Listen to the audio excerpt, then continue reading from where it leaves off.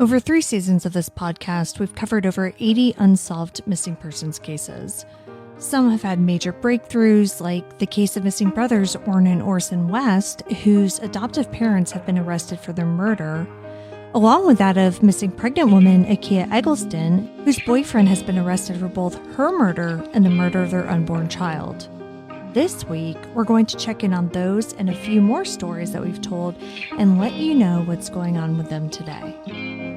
When a person goes missing, there's a special kind of pain in the not knowing. I want to tell you the stories of those who never came home. Today, I want to give you some special updates. I'm Kona Gallagher, and this is And Then They Were Gone.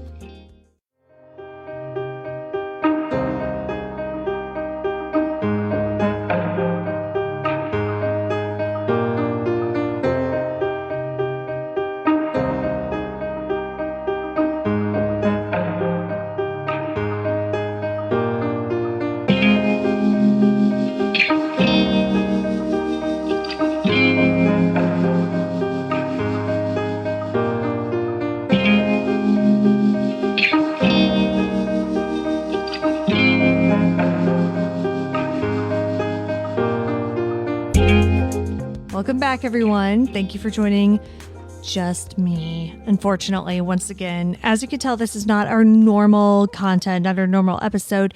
Ethan has once again been kidnapped by his job, so I am on my own right now.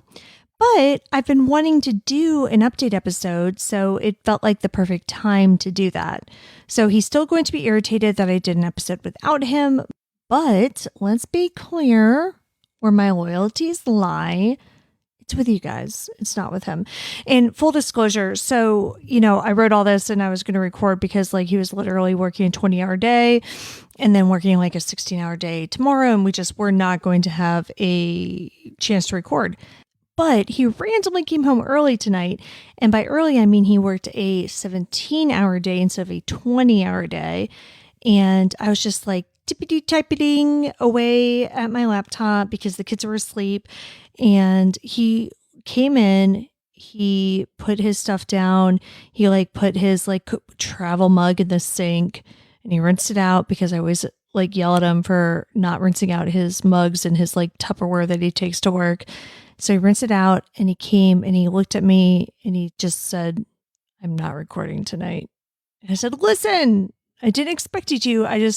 You're not allowed to get mad at me because you weren't supposed to be home. And we needed to do something." So anyway, that's where we are. And we're going to do some updates because a lot more has happened than even I realized when I sat down to write this. So let's go ahead and get started. The first story I want to update you on is the one that I mentioned in the intro, Orrin and Orson West. Orrin and Orson were 4 and 3-year-old brothers who had been adopted by Trezell and Jacqueline West after their biological parents had their parental rights terminated by the state of California. The Wests already had 4 children, so the brothers brought the total up to 6. In September of 2020, the family moved from Bakersfield, California to California City, California. On December 21st, 2020, Trezell West called police and reported the boys missing. As the investigation went on, both the police and the public started finding holes in Trezell and Jacqueline's story, with many wondering if the boys hadn't actually gone missing much earlier than what was reported. In my personal opinion, after researching the case, which, I said in our original episode about this, is that they never made it to Cal City. The Wests pleaded not guilty to the charges, and their trial was scheduled to start in May of 2022. However, it got postponed until July. Then, on June 10th, prosecutors slapped the couple with additional charges: involuntary manslaughter and conspiracy. Each of them now faces a total of 7 charges. Their trial is scheduled to begin on July 25th of 2022. Dana Moorer, the boys' maternal grandmother, and Ryan Dean, their biological mother, are suing Kern County for $40 million, alleging that they improperly removed the boys from Dean's care and gave them to the Wests. Moorer tried to take the boys in herself and even got her home approved by the county, But then the county came back and told her that it was in the boys' best interest for them to stay with the Wests. The boy's biological father, Charles Pettis, is also separately suing the county. The boys, who are named Sincere and Classic Pettis at birth, have yet to be found.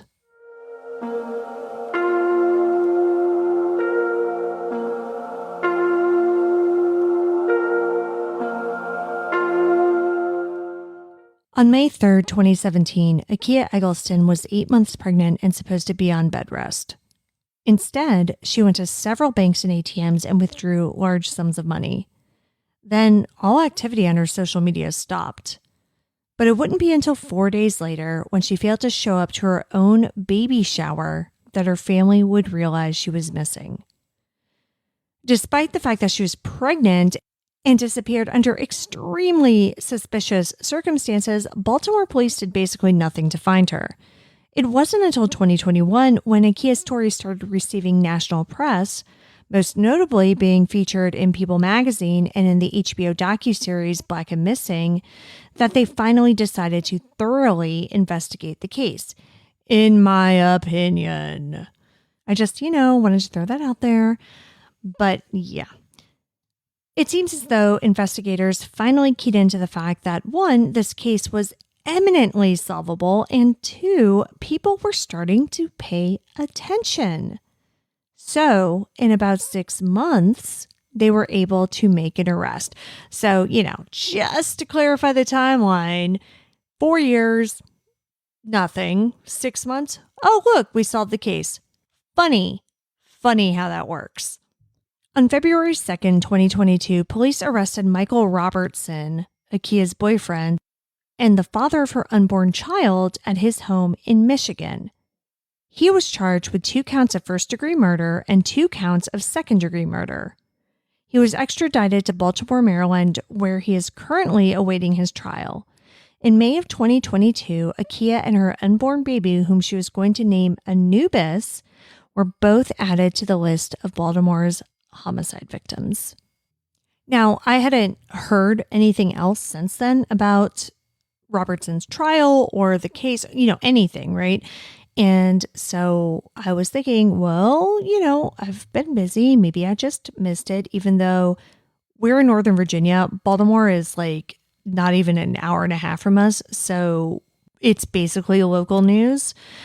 But, I don't hear everything. I'm not omniscient, whatever. So I went onto Google and did a little search, assuming that I had missed something, but it turns out that I really hadn't.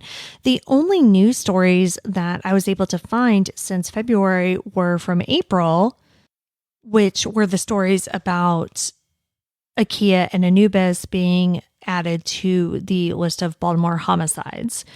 So I was like, okay, well, that's really not much of an update. I mean, he was arrested in February for murder, so it's not shocking that they were added to the homicide list. So I tried to look up his criminal record, if I could find out just through the court system if he had any hearings coming up or if he has previously had hearings, like what was going on. So when I did, I found that he had several entries in the Maryland court system dating back to 2001 when Robertson would have been just 20 years old. And this is just me being a narcissist, I guess, but I knew his general age. When I looked this up, I found out his actual birthday, and his actual birthday is just literally one day before mine. So it has nothing to do with anything. It's, again, just me making it about me, but I didn't like it. So anyway, 2001, is when all of this starts, at least in the records that I was able to find. He was 20 years old at the time. Now, the first charge that I saw was for second-degree assault with a deadly weapon. After that, there were charges for driving without a license, marijuana possession, and trespassing. There's also a domestic violence charge in 2010 that resulted in a temporary protective order being issued against him. He also added a theft charge and some jail time to that in 2012. It's hard because Baltimore is we'll use the word interesting city in that the police enjoy and have a habit of kind of jamming up Black men, especially young Black men, on a lot of charges. However, what's also interesting about them is that despite having some fairly serious charges, Michael Robertson seems to have escaped any serious consequences. And what that just made me think of was Jay Wilds. For any of you true crime people out there who, are familiar with Serial or hopefully Undisclosed. I mean, I sincerely hope that if you listen to the first season of Serial, you'll also listen to the first season of Undisclosed. But Jay Wilds was kind of like that too. He was the one who gave the testimony that Adnan Syed, killed Heyman Lee. But if you look at his arrest history too, he has a lot of arrests for fairly serious crimes that he, again, evaded serious consequences for. So I just find that very interesting. And I only know, the ins and outs of Baltimore police and their criminal justice system from living kind of nearby and, being engaged in this space. But it does seem to be at least somewhat of a pattern. So anyway, Michael Robertson, no stranger to the legal system is my point. So by the time we get to May of 2017, which is when Akia disappeared, Robertson's potential motive starts to become clear. And again, this is, my personal opinion. It's just what I was able to extrapolate from what I was able to find online about his court cases. But this is what I found in the court records. Starting in 2004, a woman who I won't identify, but also has the last name Robertson. So apparently this guy has been married before. Again, don't know. I'm just going on the fact that her last name is also Robertson. She makes a complaint for unpaid child support. It appears that he basically never showed up for any of the hearings or, answered any of the complaints, the subpoenas, anything. And the case was eventually closed in 2005. But in 2005, she tried again. Now, it seems as though maybe, and again, Baltimore court records online are not the most straightforward, user-friendly court cases that I've ever seen. So I'm doing the best I can. But, again, I'm not a police officer. I'm not a realtor, whatever. So what I can see is that it seems as though he had made some payments, but he maybe still owed some money, right? So maybe he, owed 2 years of child support. He had made 3 or 4 payments, something along those lines. And so she was still going after him because he still owed money. So another complaint for support was filed on November 23rd, 2005. And Michael Robertson appears to have blown it off again, and a request for a hearing/trial was made in July. In October of 2006, there was an order establishing support and the case was closed. So again, I don't have a ton of information about what happened, but it just seems as though whether he showed up or didn't show up or whatever, they're just you know what? You're responsible for this. So you owe child support. And if you don't pay, then you're going to have the consequences of that. But they were back in circuit court in 2008 instead of family court, where it appears that she was suing him for support because that case was just Robertson versus Robertson. It wasn't it didn't involve social services or anything like that. So that seems more of just a straight civil case. Again, though, it's not super clear. But that case was closed and it appears that, again, some sort of payment was made. But then a few years later in 2011, another woman, whom I'll just call Dee, made a complaint for support against Robertson. That case appears to have been dismissed in November of that year. But the next month, the Howard County Department of Social Services made the same complaint for support. Robertson dodged them, though, and the case was closed in May of 2012. And I should note that in the vast majority of the child custody cases that I'm going to talk about, the Howard County Department of Social Services is at least the plaintiff or the co-plaintiff. There are very few that are just the mom, right? So Howard County was involved very heavily in all of this. So it wasn't just like these women making these claims against him. Like it was the county saying, listen, you got to pay for these kids, man. In February of 2013, Howard County tried again. When Robertson still refused to show up, a warrant was issued for his arrest.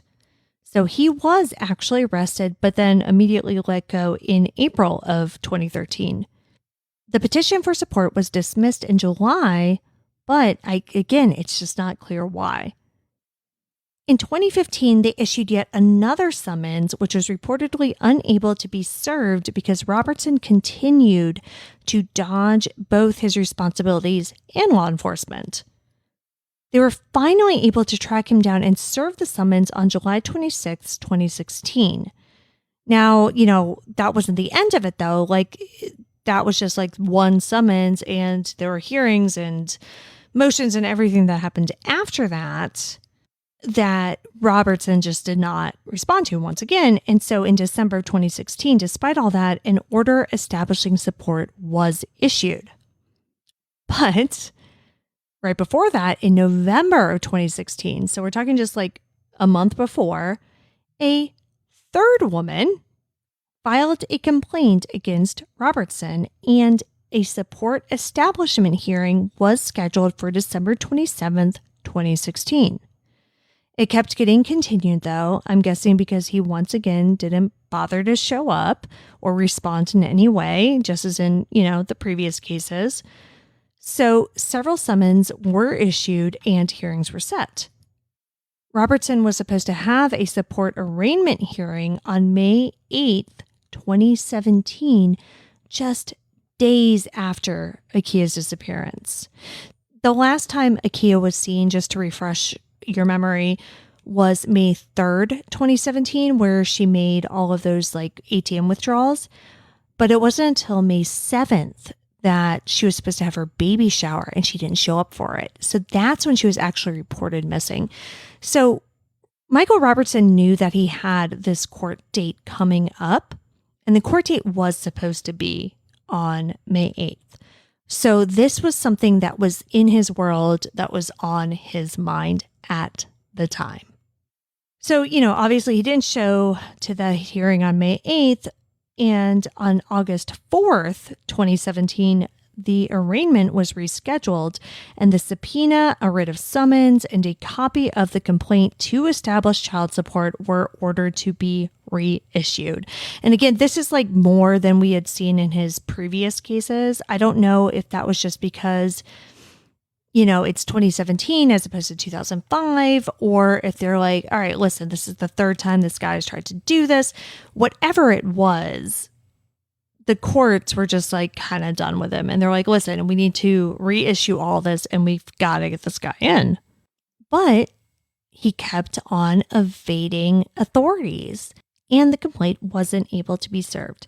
So on November 3rd, 2017, it was dismissed without prejudice, which means that it could be reopened at a later date if, Robertson decided to come back from Michigan, which is where he was by that time. Dismissing it without prejudice basically means, and this happened in the majority, if not all, of Robertson's child custody cases, it's dismissed not because they were without merit, but basically because he never showed up, like he never answered.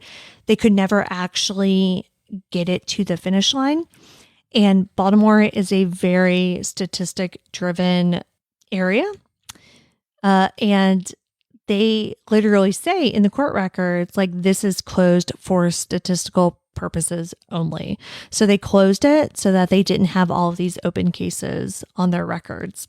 So, take that for what it is, whatever. Not here to talk about all that.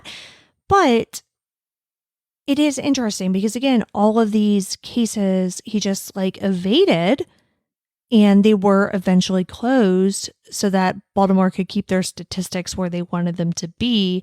And from what I can understand and from what I can gather, and again, I don't know if anybody wants to call in. I'm not a radio show. If you want to email me or hit me up on social media, I'd love to know if you have actual inside information on this, right? If you know if any of these poor women got any money. It does seem like he made occasional payments here and there, but there are some women that it seems like maybe he didn't pay at all. I don't know. Again, there's only so much you can find out from public records. So I'm not sure, but I'm not done yet either. What we're looking at is that by the end of 2016, Robertson had 3 different women and the Howard County Department of Social Services all trying to get him to pay child support for over a decade. In addition to that, he had 2 children with a 4th woman, and now Akia was pregnant. So Akia's number 5 in this scenario.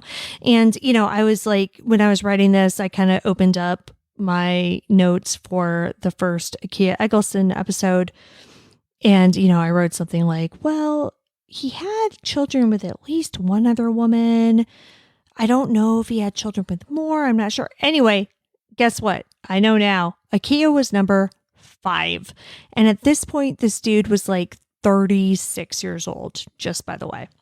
So he was not the type of guy who wanted to take responsibility for his children. And in my opinion, it seems as though the combination of his existing legal troubles and money owed, combined with the prospect of a 5th woman asking him for money. And again, he's still with the mother of his last 2 children. So I'm sure there was a jealousy issue there, which we did cover in our initial episode. So you put all that together, right? The money owed, the decade-long legal problems, the, jealousy, the potential 5th woman to be suing him for child support. In my opinion, that was the breaking point. Now, his girlfriend at the time is named in the probable cause affidavit, so I did name her in the update.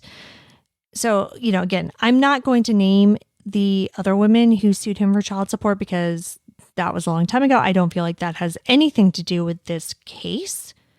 But Hallie Pomeroy was Michael Robertson's girlfriend. And after Akia's disappearance, shortly after, the 2 of them packed up their children and moved to Michigan, to a town where her family lived.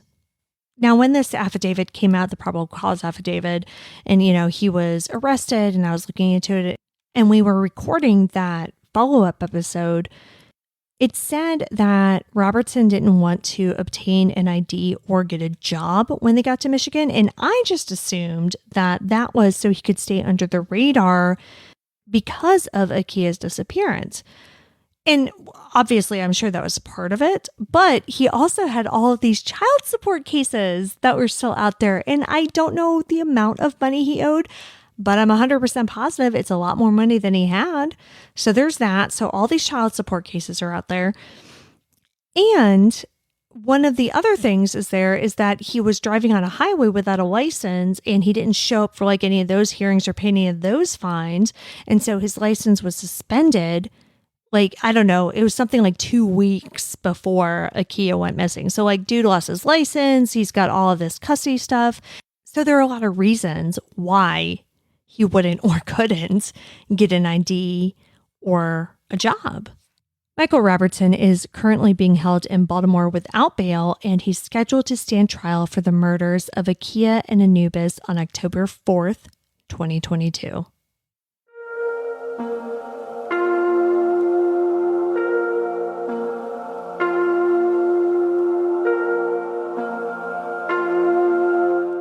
Six-year-old Morgan Nick was attending a Little League game with her mother on June 9th, 1995. She was playing with friends and catching fireflies when she seemingly vanished into thin air. Her case was possibly linked to a few nearby attempted abductions, but despite an entire town and several police agencies tirelessly searching for the little girl, no trace of her was found. There were precious few clues in her case as well, just a red pickup truck with a white cap that had been seen nearby. But on November 9th, 2021, the FBI released a statement seeking information about a man named Billy Jack Links. Links was born and raised in Crawford County, Arkansas. After serving in the Army and working for Braniff Airlines in Texas, Links returned to Van Buren, Arkansas in the late 70s. Now, Van Buren is only about 8.5 miles from Alma, where Morgan went missing. And about 2 months after Morgan's disappearance, Links attempted to abduct a young girl in Van Buren.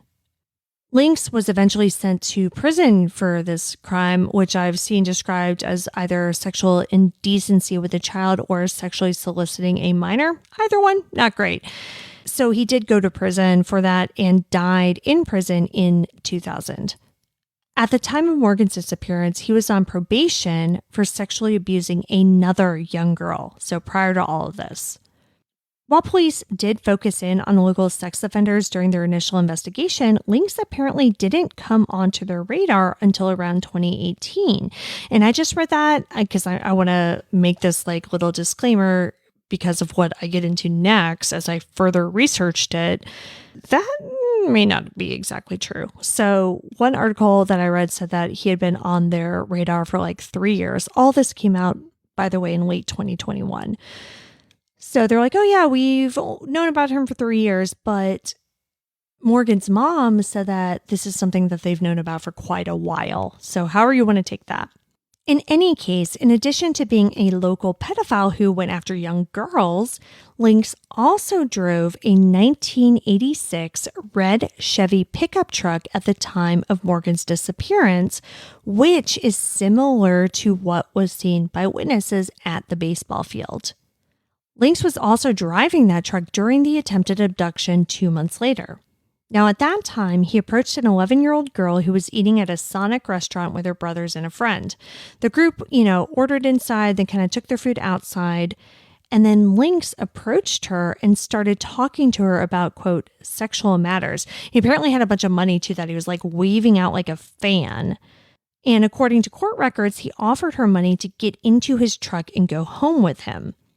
I assume that he must have gotten her away from her brothers and her friends at this time because, he was saying all this and then she obviously was scared because this is gross and creepy. And so she ran away screaming and then Links took off.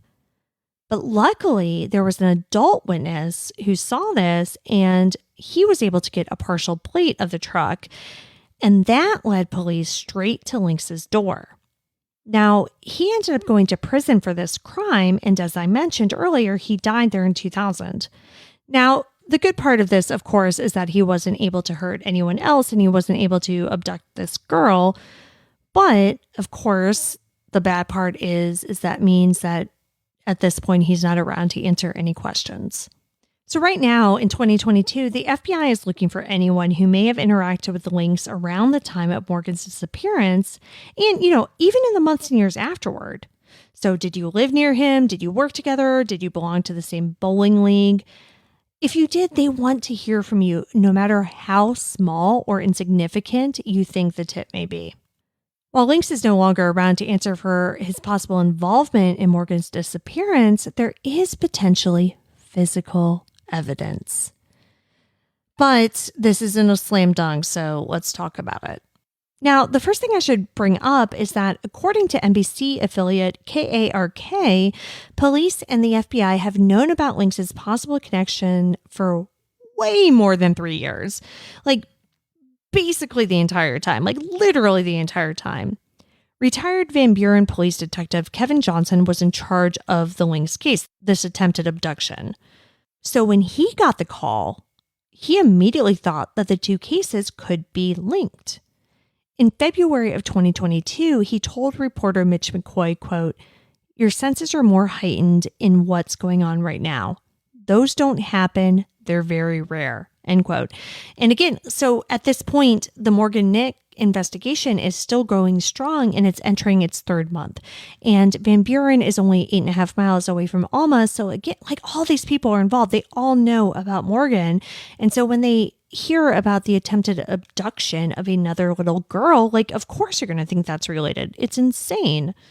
So Johnson's records show that Links was released to the Arkansas State Police and the FBI specifically so that they could look into a possible connection to Morgan's case. So about a week later, like after, his initial arrest, state police secured a search warrant for that red Chevy truck. And listen, I knew that they had found some stuff, but it's way worse than what I thought. They found hair fibers on the seat and floorboard, duct tape, a tarp, a rope, and a machete. There was also what appeared to be blood on one of the seats. This is 1995, and DNA as an investigatory tool had just basically come to Arkansas that same year. But of course, it was in its infancy. So the crime lab was able to confirm that the substance on the seat was in fact blood, but it seems like that's about all. It doesn't seem like they were able to really at that point do any DNA tests on the blood. Now, the state lab has records that show they retained the blood samples for future testing, but after that, we just don't know. Arkansas State Police released a statement saying that the sample was last known to have been used in a different criminal case. And this criminal case was apparently in a different jurisdiction, but we have no idea what that jurisdiction may have been. So right now, the Little Rock FBI office isn't commenting, and Alma police say that they don't have it.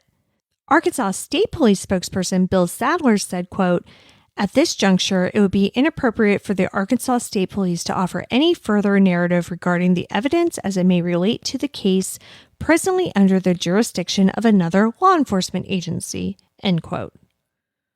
So what does that say to me? To me, that says they don't know where it is. It's just a lot of words to say, we gave it to another jurisdiction probably 20 plus years ago, and, we lost track of it, and I don't want to look like an idiot, so I'm just going to say, it would be inappropriate for me to comment. I don't think they know where it is. Detective Johnson didn't collect any blood or hair from the truck himself because he was just investigating an attempted kidnapping. That girl from the Sonic never made it inside the truck. Nothing physically bad ever happened to her, right? So at the time, it was not protocol for them to collect that evidence. Thankfully, that has changed as of 2011. So if something like that were to happen, after 2011, they would have collected any evidence that they found in the truck, of course, if they were able to get the search warrant in the first place. And Johnson, of course, wishes that he could go back and change this, just so he could know one way or the other, because obviously, he knows that he had this evidence at his fingertips, but it just wasn't what they did at that point, It wasn't protocol. And so he let it go. But he let it go and reported it to the state police and to the FBI, and it seemed as though they were doing something to it. So this guy, it seems like he did what he was supposed to do, But interestingly, he does say that despite Lisa's criminal history, he's not convinced that he was responsible for Morgan's disappearance. So Links was drunk the night he attempted to abduct the girl outside of Sonic, and Johnson had dealt with Links many times for DWI offenses since 1983. So for we're talking a solid 12 years up to this point. And so Johnson said, quote, "I did not think he was the type of guy that would do that, but that was me personally," end quote. He may not have thought that at the time, but as the FBI and ASP investigated, they interviewed Links's neighbors who said that about 2 months prior, aka around the time of Morgan's disappearance, he had a white cap on his truck. While Links was cooperative with the Van Buren police, as soon as ASP and FBI got involved, he layered up. So that could explain why they weren't able to go any further down this route because they didn't have any direct physical evidence. Like they had the truck and they had, the evidence that they gathered, but like, I guess they just didn't have the means to like properly test it and really conclusively tie it to Morgan at the time. Now we can, right? Like you need so much less volume-wise of a sample in order to do testing. Testing itself has grown in leaps and bounds. And so if we can locate the sample in whatever jurisdiction it was in, there's a very good chance that we could rule him in or out based on the blood in the car. Now, the unfortunate part is that, again, the blood is the only thing that potentially exists. It doesn't seem as though the hair was gathered by any law enforcement agency, although I would love to be wrong about that and believe that it just wasn't gathered by the Van Buren police and maybe it was gathered by ASP and or the FBI. I just don't know. I haven't seen anything specifically about the hair, just the blood. So either way, hopefully something's still out there. Hopefully we can, get it tested and get answers one way or another. Her mother has been desperately searching for these answers for 27 years.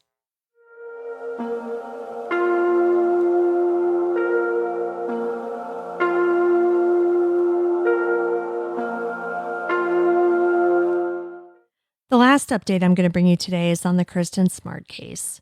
Now, this is the one that we covered in a 2-part bonus episode in 2021 when 2 arrests were made in her 1996 disappearance from California Polytechnic State University in San Luis Obispo, California. On April 13th, 2021, longtime suspect Paul Flores was arrested for murder at his San Pedro, California home. In a twist that was shocking to some, but not really surprising to many who have been following this case, Paul's father, Ruben Flores, was also arrested that day and charged with being an accessory after the fact. The next day, Dan Dow, the San Luis Obispo County District Attorney, gave a press conference. In it, he said, quote, "It is alleged that Mr. Flores caused the death of Kristin Smart while in the commission of or attempted rape," end quote. And that, quote, "The allegation against Ruben is that he helped to conceal Kristin's body after the murder was committed," end quote. On April 25th, 2021, both men pleaded not guilty to the charges against them. During a bail hearing, Ruben was let out on bond and Paul was remanded to jail. Paul attempted to get the charges dismissed during the preliminary hearing, but on September 22nd, 2021, after a hearing that lasted about 6 weeks, the charges were upheld and the trial was set to proceed. The pair had to enter a plea again after this, and in October of 2021, they both pleaded not guilty once again. The trial was scheduled to begin in April of 2022 after both defendants waived their right to a speedy trial, but even that proved to be a bit too speedy, and the trial was delayed. In June of 2022, pre-trial motions began. In one of the first ones, Paul Flores once again attempted to get the charges dismissed, this time because of a podcast. We mentioned this in our original Kristin Smart episodes, but if you haven't listened to Your Own Backyard, you need to. Chris Lambert does an amazing job digging into Kristin's case, and many credit him and that podcast with finally leading to arrests. But that's exactly Paul Flores' problem. His lawyers asked for the case to be dismissed based on, quote, outrageous government conduct, saying that what they call disinformation was purposely disseminated to the podcast. One of the other pretrial motions was for a change of venue, which was unsurprisingly granted considering how notorious the case is in the San Luis Obispo, California area. The trial will officially take place 126 miles away in Monterey, California. It was there that Judge Jennifer O'Keefe denied the defense's motion to dismiss. The judge also ruled that 2 separate juries will hear the cases of Reuben and Paul in order to ensure that each receives a fair trial. Apparently, during one of his 1996 police interviews, Paul Flores may have made statements that incriminated his father, Reuben. There are a few other interesting items from the preliminary hearing. One helps the prosecution a great deal. A witness named Jennifer Hudson, who I'm assuming is not the former American Idol contestant, though that would be amazing, testified that in 1996, Paul Flores admitted to her that he murdered Kristin, saying, quote, "I'm done playing with her and I put her out underneath my ramp," end quote. Now, just as an aside, many possible areas of the Flores' properties, because they did have several, have been named as possible burial sites, including an avocado tree in the backyard. But a driveway was looked at one point, so that could feasibly be, quote, the ramp to which he's referring. In a blow to the prosecution, the judge also ruled that there would be no testimony regarding other allegations of sexual assault against Paul Flores. The prosecution is also not allowed to add rape charges from 2011 and 2017 in Los Angeles. Paul Flores' decades-long alleged history of sexually assaulting intoxicated women would have served to bolster the prosecution's case, but without it, they're going to have to rely on the largely circumstantial evidence of him being the last person with Kristin, along with the forensic evidence uncovered during recent searches.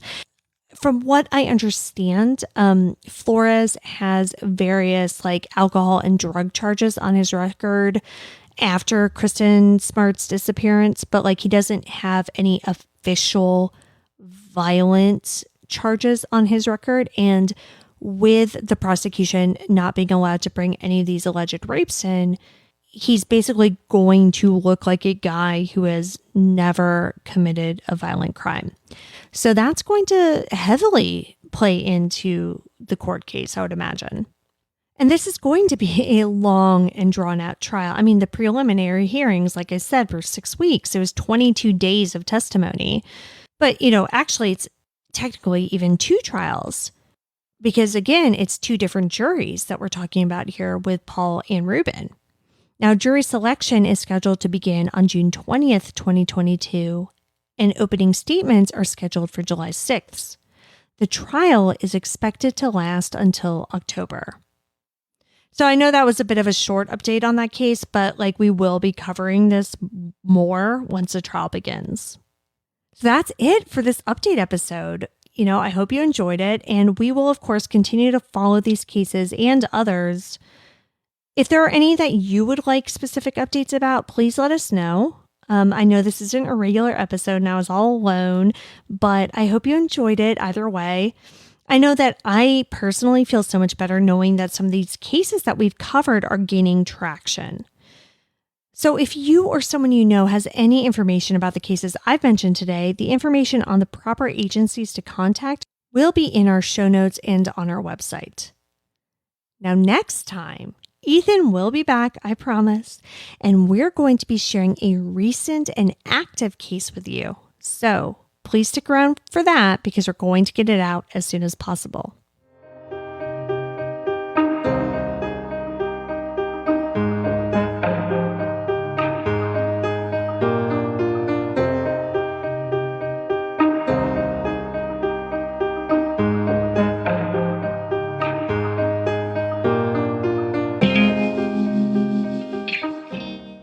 Even though their cases have been ruled homicides, Akia Eggleston, her unborn child, Kristin Smart, and Orrin and Orson West are still missing, and their families are still desperate to bring them home. Morgan Nick has a person of interest named in her case after 27 years. Though a case may be cold, no case is unsolvable. If you have any information, please contact the agencies in our show notes. If you haven't listened to our full episodes on these cases, they are available in our archives on your favorite podcast player.